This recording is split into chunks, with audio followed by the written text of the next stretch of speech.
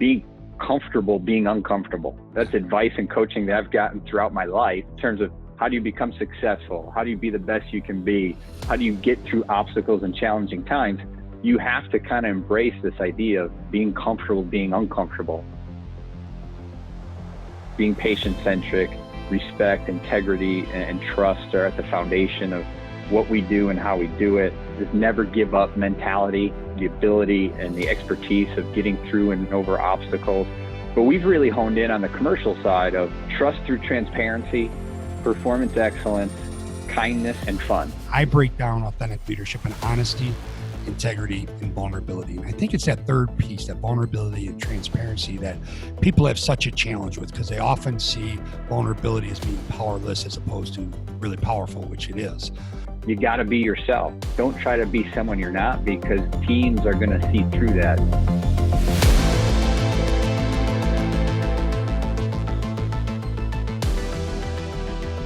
Mark, it is great to have you here on the Athletics of Business podcast. Thank you so much for taking time out of your crazy world right now to join us. Oh, my pleasure, Ed. I've been looking forward to it, and it's been great to reconnect with you. And it's funny. So just for a little context here for the listener, Mark and I go back just a little bit. We go back a few years. I actually recruited Mark when he was a senior in high school, only to be shunned. So I was very grateful he accepted my invitation to be on the podcast. No, but Mark was a great high school player, a great leader. I remember you being a great teammate, an unbelievable program you played for, went on to have a really, really good career at Northeastern. And we were reconnected through Jason Bay. And Jason was our guest on episode 39, and then came on and did an encore interview on episode number 76, which is absolutely phenomenal. If you haven't listened to it, I urge you to go back and listen to both of those episodes. But, thank you to Jason for reconnecting us. We've had some great conversations, and looking forward to jumping into your world, right now, and what's going on and what led you here. Yeah, it's been quite a ride here recently. But yeah, Jason is a fantastic guy. He and I have been close for a number of years now. He actually helped me get into this industry. But currently, I'm Senior National Sales Director at ACADIA Pharmaceuticals. So I'm leading a national sales team of about 100 folks. This current environment has really been a leadership challenge. It's kind of challenged the organization, challenged all of our team. But it's been important, I think, to kind of take the approach I've taken is one of empathy, kind of appreciating where everybody's at. Cause as you and I were just talking, kids are at home being homeschooled. You got folks who are having to deal with elderly parents and kind of look out for them a little bit more than they normally would.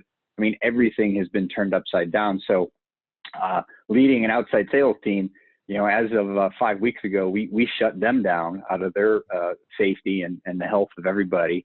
So they've been trying to work from home, trying to, drive sales and support customers virtually. So that's been a huge, huge transition for them. So being empathetic, not only to my team, but to the customers that we're serving, providing some reassurance has been important. Through all this uncertainty, people start to, they feel at risk, they kind of go into that safety mode, if you will. So it's important for us to ramp up communication, continue to reinforce, what we're doing, what's being impacted, what's not being impacted, how we're handling things. Even if we don't have all the answers, just letting them know that there's things that are on the radar that are under consideration. And then lastly, it's been much more critical to provide clear direction. And for myself and my team, it's about continuing to be purposeful and productive. It's when all this went down within the first few days, we kind of pivoted really quick. And ACADIA has done a fantastic job of being nimble in this to provide the team and provide us resources to be able to continue to engage and interact with our customers digitally and virtually. So, we got everybody set up with WebEx accounts. We got them access to Zoom.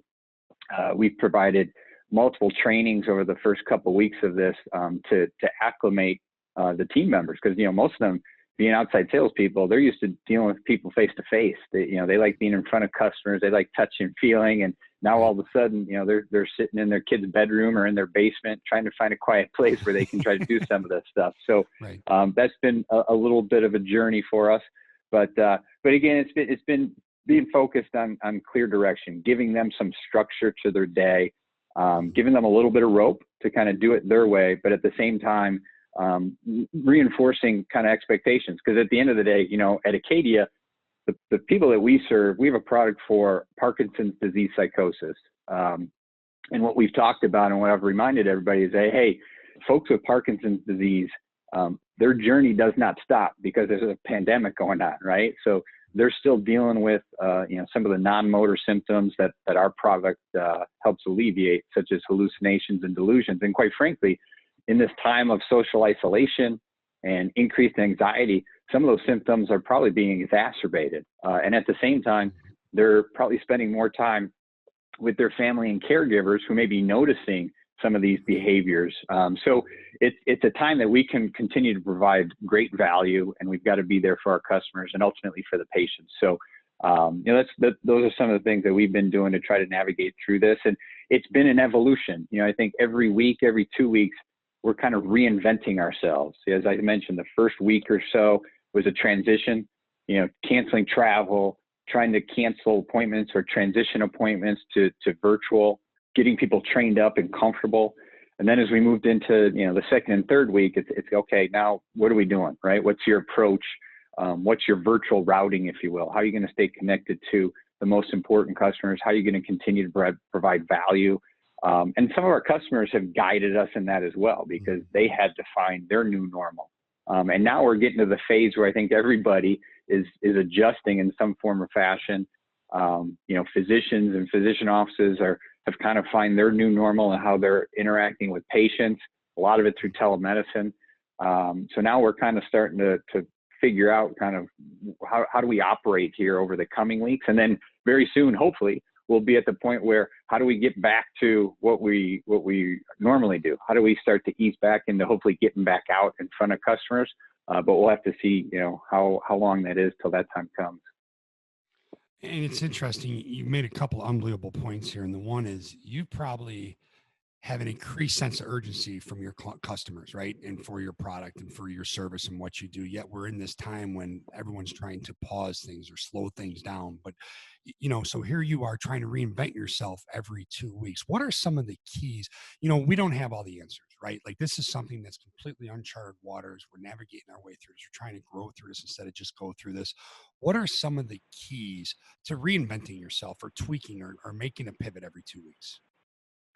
Well, some of the key, like you just said, and I love that phrase of grow through this instead of just get through this. And I think that's one of the philosophies we've taken is that, hey, as outside salespeople who are now, stuck inside, we're obviously going to have a little bit more time. And that's been one of the focuses that we've encouraged is invest in yourself, do something to improve yourself, develop yourself.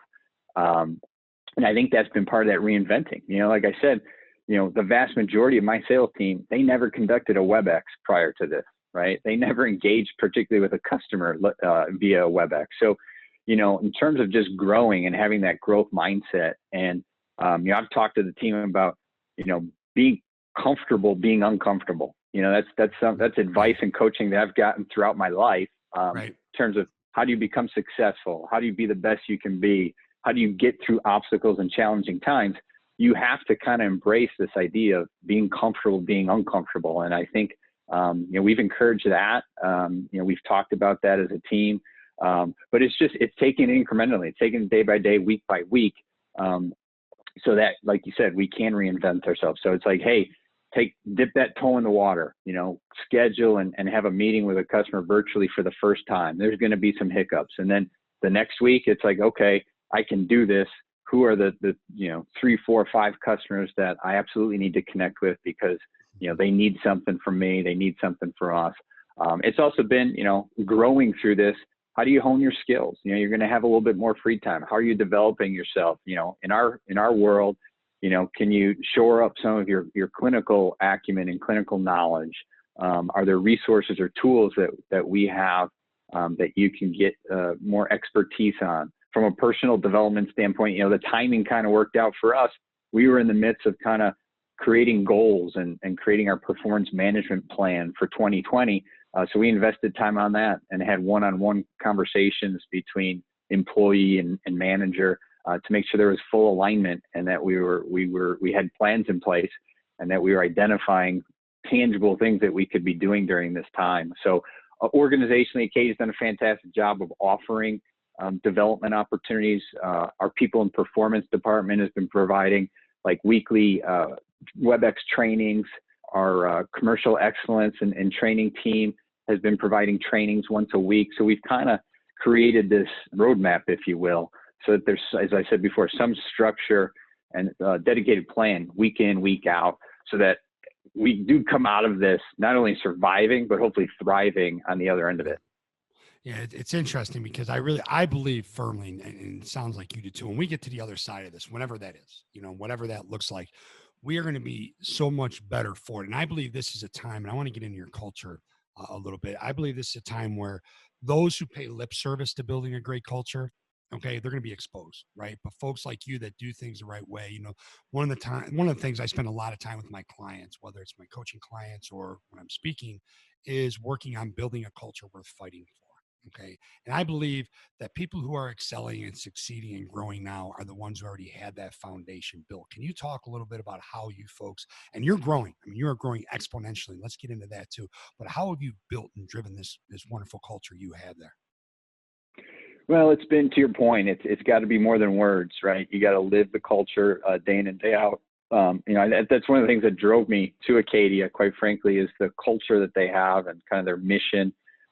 Being patient-centric, respect, integrity, and trust are at the foundation of what we do and how we do it.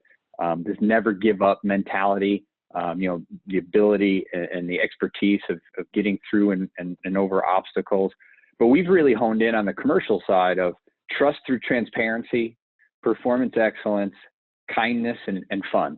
And I think through all of this, the trust through transparency has been huge. That's where I think the communication has come in, the reassurance that I talked about before, communicating to your point that, hey, we don't know what we're going to do. Again, in a sales world, your incentive comp plan is critical, right? Salespeople, that's what they thrive off of. Obviously, there's been a lot of questions about that. We don't have all the answers today. We truly don't know what the true impact of all this is going to be on that. And we've communicated that. It's like, hey, we're observing this, we're monitoring it, we're going to do the right thing, but be patient and let us have this play out a little bit before we make any final decisions. So I think it's being vulnerable, it's admitting you don't have all the answers, but it's instilling that trust and building upon the trust that I think we've developed through our culture. Performance excellence, it's staying focused on what our purpose is and what we're trying to accomplish day in and day out. Continuing to foster that environment of accountability. And that, to me, that involves keeping people focused on what they can do and what they can control during this period of time versus what they can't. You go off the rails real quick if all we do is talk about all the stuff that we can't do and why we can't do this. It's kind of getting people back on track of let's focus on what we can do and see what happens with that. Right. And then lastly, we've had some fun with this. Obviously, as people have gotten more acclimated to the video conferencing and so forth, people have got their fun backgrounds on that. Oh, yeah. People are, like myself, are growing out the facial hair. I've never had a beard in my life. I was gonna ask. I was getting to that. That's a good look. You almost got the hockey look as opposed to the basketball look, right? Yeah, for sure. That's it. I call it my COVID beard. So as soon as I'm off of home confinement, I think this thing's getting shaved off. But for the time being, awesome. We're trying to have some fun with it. That is awesome. I got a buddy who grew a beard and bought a 100-pound punching bag. I'm like, how much time you spend in the garage? He said, not enough. But anyways, you used a word that is huge in my world that I think is so critical because I really believe in authenticity, right? And authentic leadership. And I break down authentic leadership in honesty, integrity, and vulnerability. And I think it's that third piece, that vulnerability and transparency, that people have such a challenge with because they often see vulnerability as being powerless as opposed to really powerful, which it is.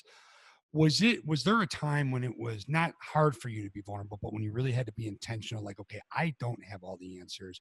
I'm going to, communicate that to you, and I'm going to include you because I really believe when you make yourself vulnerable with your people and you give them the opportunity to be part of the solution and to have input, that emotional attachment is huge. Can you give some advice in terms of the best ways to make yourself vulnerable if it's something you're not used to doing?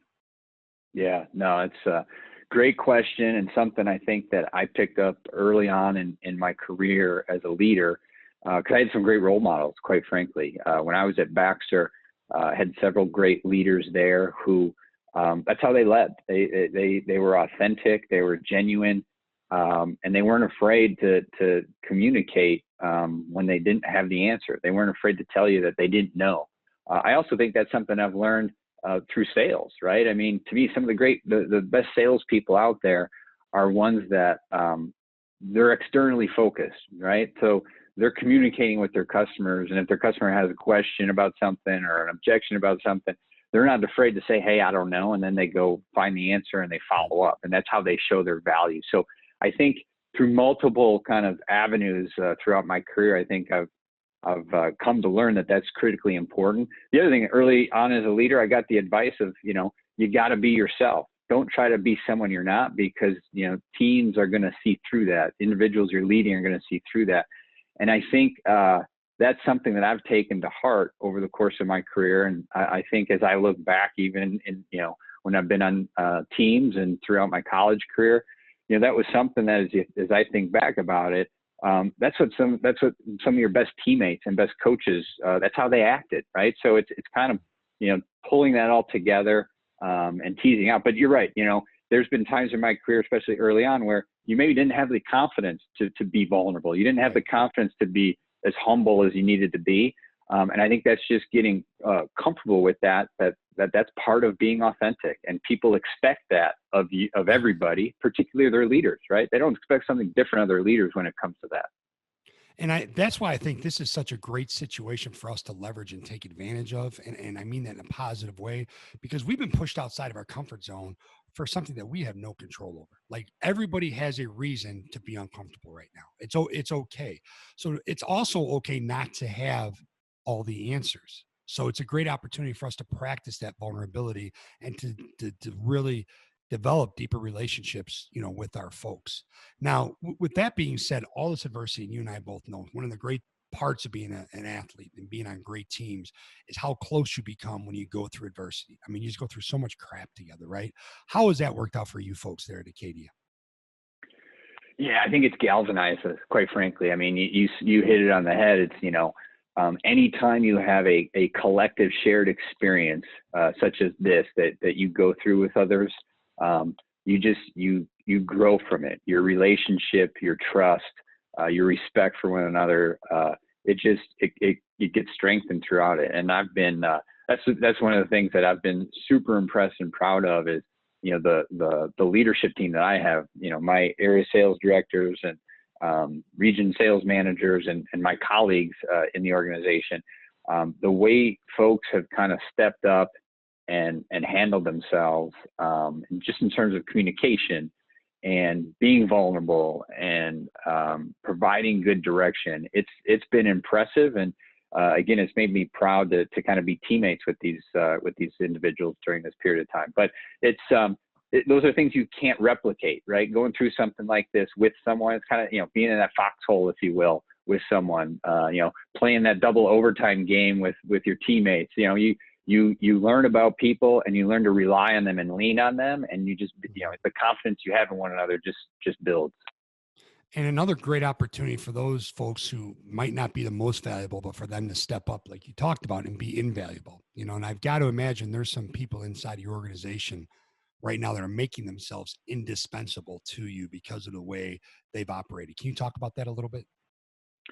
Oh, absolutely. The first thing that comes to mind is just, our training team and, our marketing team, the individuals who have just, collectively responded to this to get the sales organization tools and resources and platforms that they need to continue to operate and continue to bring value to our customers. Some of the things that we've got set up, we can provide our product without patients ever going into the office, right? We can provide samples to them through a virtual hub and a portal, so that healthcare providers can assess patients virtually via telemedicine. They can prescribe our product. Patients can get samples sent to them, as well as then have their prescription filled, all without leaving their home. So there's things like that have already been inherently built into our model that we've been able to leverage And quite frankly, the last few weeks, we've enhanced some of those things in response to this. So, those individuals in legal, regulatory, marketing, training, I mean, they've stepped up big time to enable my team to continue doing, what we need to do to move the ball forward. Right. Now,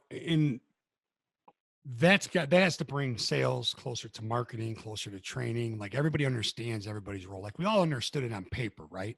But the true value, and I believe, your value as an individual is how much you embrace and execute on your role. Like that's your real value to the organization. But there's also the fact there, especially with the folks you work with, the connection and the social aspect of the day to day. How are you fulfilling that social aspect to help keep folks sane, so to speak? Yeah. Yeah. One of the things we did early on is, we implemented, daily team check-ins, right? Leveraging, the virtual platforms we have, either Zoom, WebEx, some use FaceTime, just to satisfy that. Again, keep the teams connected, keep the communication high. We've evolved to that. I'm a remote employee, right? I'm based out of the Chicago area. The company's headquartered in San Diego. So I've always been remote. I usually call in, right? We've never leveraged the video aspect of things until now. And now every meeting that we have, every conference call I'm on, everybody's on video, which, adds a ton of value to be able to see someone's eyes and see their nonverbal cues and expressions and so forth. So we've leveraged those things to keep the team connected. We also, again, it worked out in our favor. We just recently launched this workplace platform. It's kind of a sharing and collaboration tool, and the teams had a lot of fun with that. Both, we've used it both from a communication standpoint of critical information, valuable information, sharing best practices, sharing people's success during this time to kind of give examples of like, hey, we can do this. This is how you can do this. This is how you can operate, as well as just having fun. They've created groups of ACADIA pets and healthcare heroes where, folks with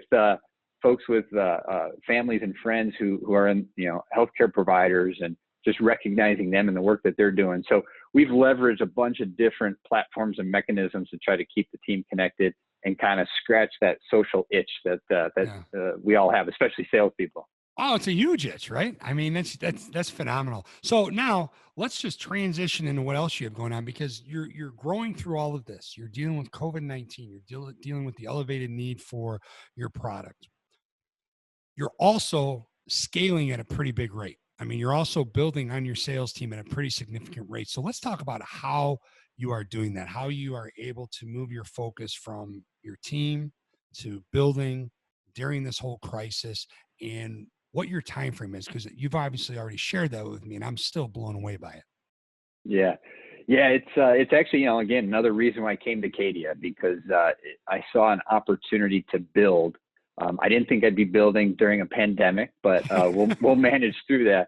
But we've got an exciting potential new indication for our product that we're anticipating we'll get approval for probably the end of 2020 or early part of 2021. So we had established kind of launch plans and expansion plans to support that really went into effect late last year. I just brought on 4 area sales directors to kind of build out the sales leadership team. They started at the end of January. And then over the past couple months, we've been recruiting our region sales managers. We're bringing on 16 of those. And in the midst of doing that recruiting is when the pandemic hit, and we had to pivot and do some of those interviews remotely, virtually, via Zoom. So we're still in the process of kind of finalizing that.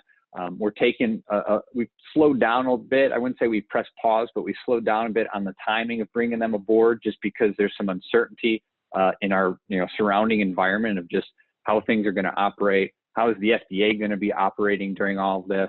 But we still have plans to start recruiting sales specialists mid-year with the goal of having all these people come aboard sometime late Q3, beginning of Q4, so that we can get them onboarded, oriented, trained, and ready to launch this new important indication as soon as we have the opportunity to. So it's been a balancing act for sure.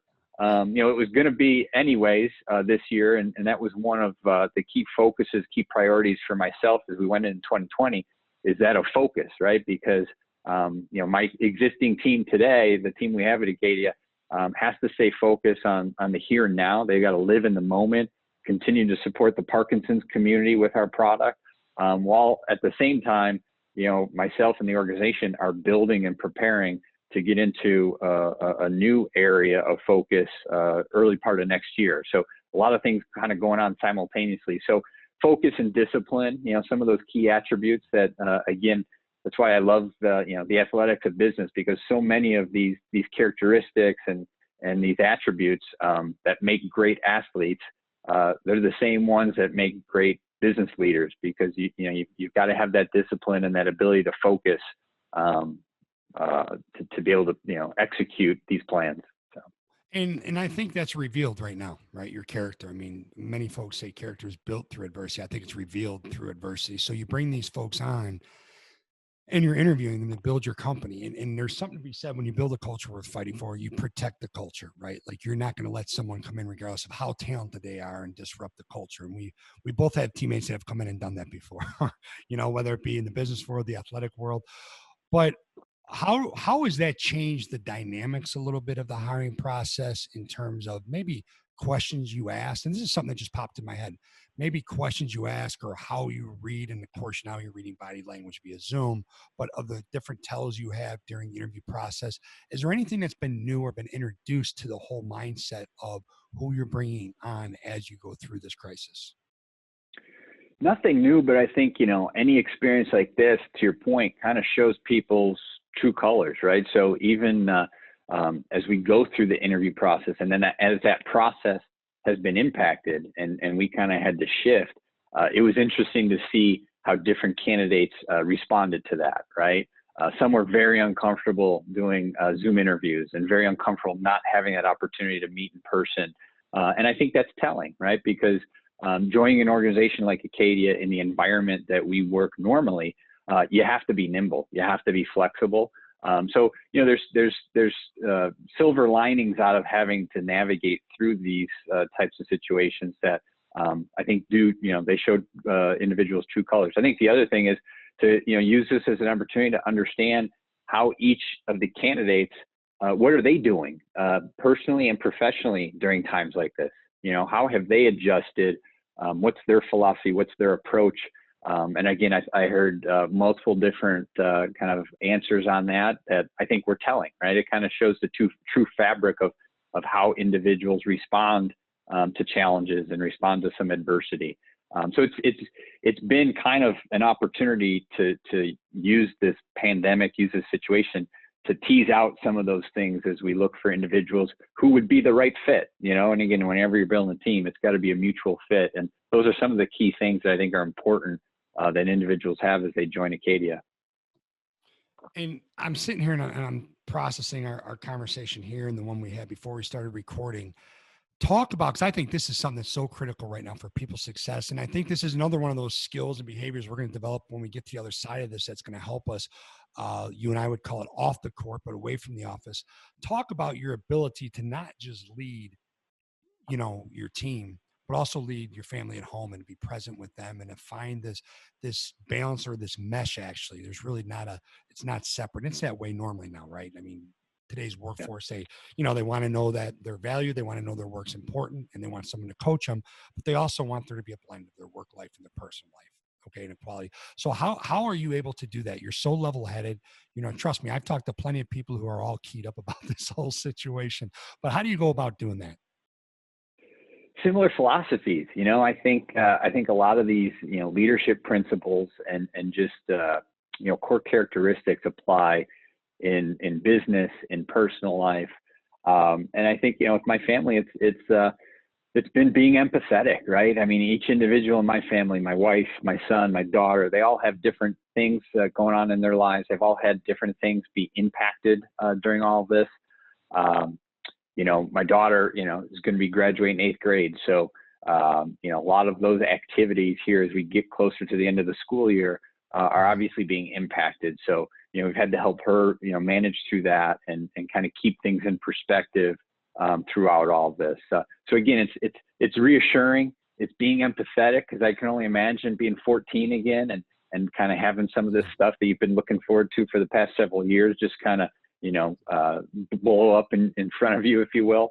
And then it's also been continuing to keep them productive and doing what they're supposed to be doing, not only for today, but also as they look forward, to the future. My daughter getting ready for high school next year.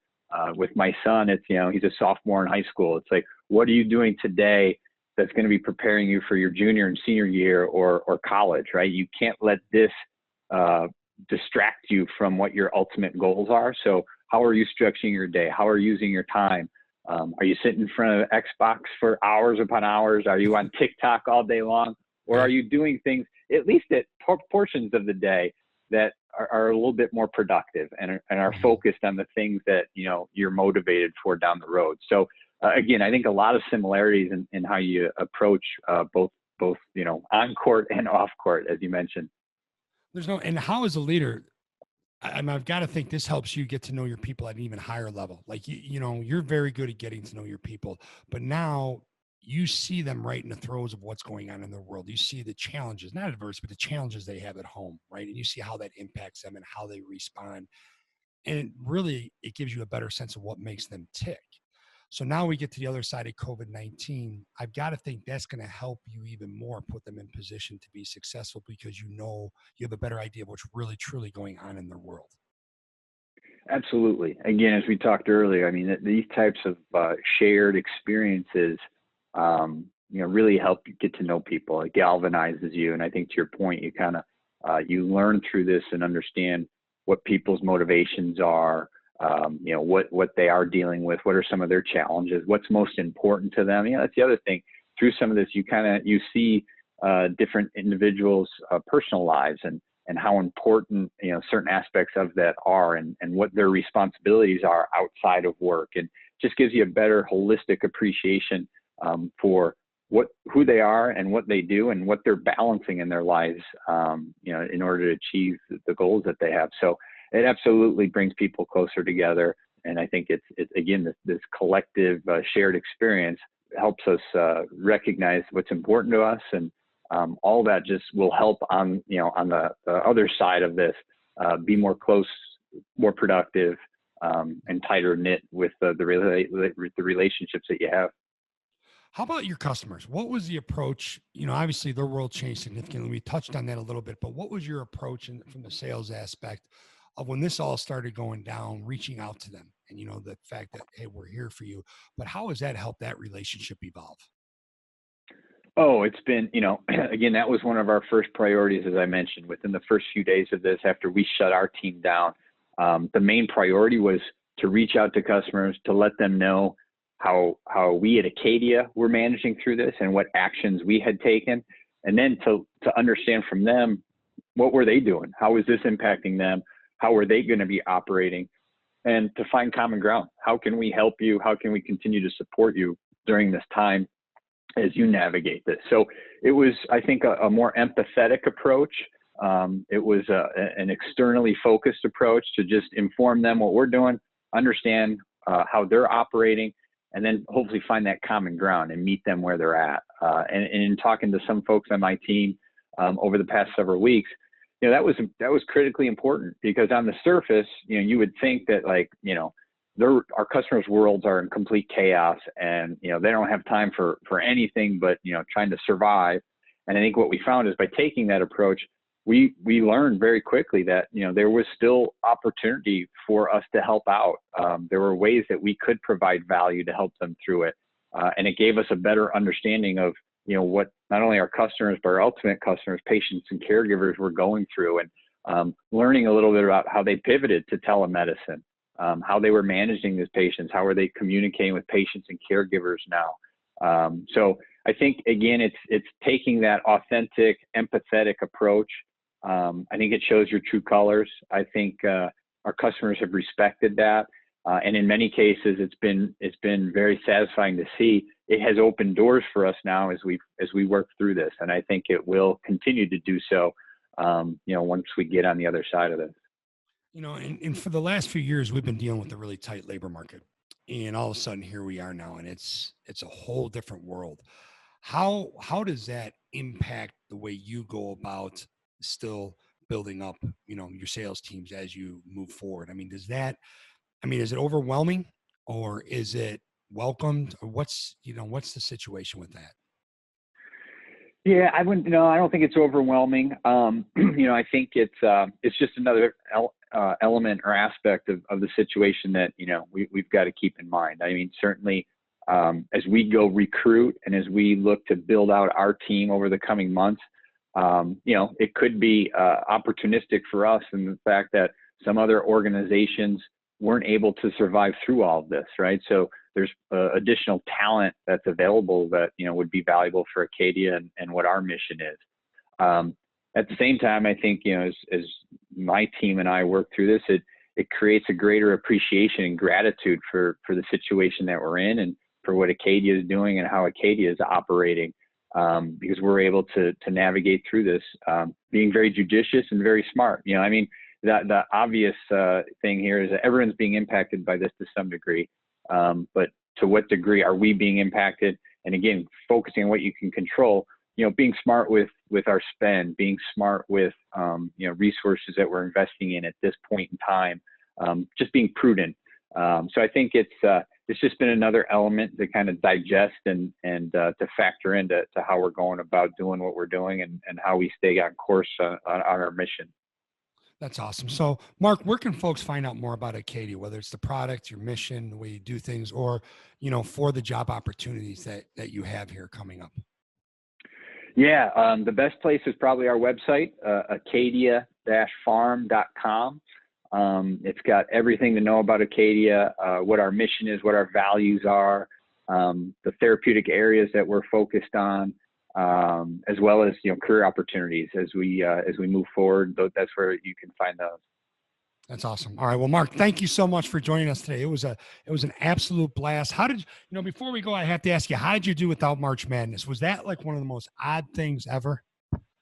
Oh, it was bizarre because March is my Christmas, and I think I've trained my family too, believe it or not, my wife and my kids, where I think my son and daughter might have been even more disappointed this year. My son was planning to do a big pool at his school. Awesome. That he's been known to run the past few years. My daughter was planning to try to take a page out of his book and do that this year. At Notre Dame College Prep, we were planning. We had a great team. We had our sights set on going down to Peoria. The kids were looking forward to that, to hopefully go down and get Notre Dame its first state championship. So just all of March has been it's been hard to swallow. It's been hard to deal with, but it's been very odd not being able to watch a tournament and follow all that. So who is the college team that your son and daughter root for? Who are they following? They're kind of copycats. They've all jumped on the Gonzaga bandwagon. I've been a fan of Mark Few and Gonzaga for about the past 10 or 15 years. I'm the guy who's online buying Gonzaga T-shirts and Gonzaga gear because you can't find it here in the Midwest. And I'm the guy that stays up at 10:30 at night, even though you got to travel the next morning so I can catch a Gonzaga game. So you're younger than me. You can do that. I'm out. I'm asleep in my chair by the time they throw the ball up for their games. That or I'm stuck listening to Bill Walton watching Oregon. That's phenomenal. So no Ramblers fans. We got to get some Loyola fans in that house. Yeah, we do. That's right. I've become a fan of Coach Moser, and he's had a great program. And believe it or not, I've been meaning to bring the family over there to see a game live at the Gentile Center. I've never been in that place yet. It looks phenomenal, and they've had some great teams. So we're definitely fans, just not to the level of being a Zags fan. Well, I'll tell you what, Gonzaga's a great team to choose. I'm glad you didn't say someone like Kansas or Kentucky, or you know how that goes. I get it. Mark, I appreciate it. I really do. I know how crazy your world is right now, and you taking the time to share so much with us means a lot. It's been a pleasure, Ed, and keep up the fantastic work.